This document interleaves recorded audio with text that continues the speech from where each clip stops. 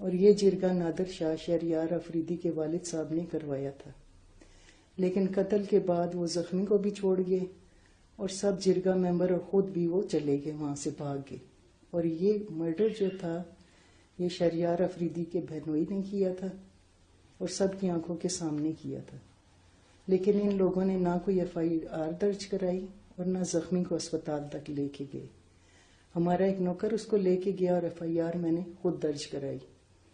اس کے بعد یہ کیس چلتا رہا۔ اس کو قتل کرنے والا ابھی تک مفرور ہے، احمد نثار ولد اعظم خان۔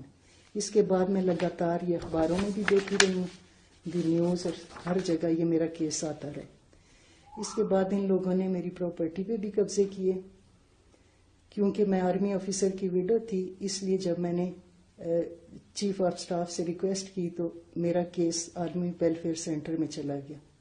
مجھ سے پہلے میری بہن کے شوہر کو بھی قتل کیا تھا انہی لوگوں نے، اور اس کے ٹکڑے کر کے درے میں لاش جلائی تھی انہوں نے۔ وہ کیس بھی چلتا رہا، اور ہم نے اس کی بہت ساری قبضے سے پہلے بھی اپلیکیشنیں دی ہیں۔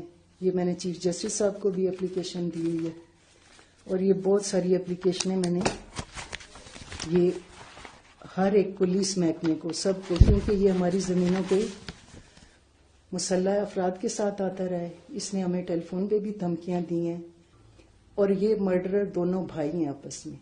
تو یہ لوگ ہمیں لگاتار پریشرائز کرتے رہے کہ میں اس پہ کمپرومائز کر کے اس شخص کو چھوڑ دوں۔ میرا یہ چیف جسٹس صاحب سے میرے یہ مطالبات ہیں کہ میرے شوہر کے قاتل کو گرفتار کیا جائے۔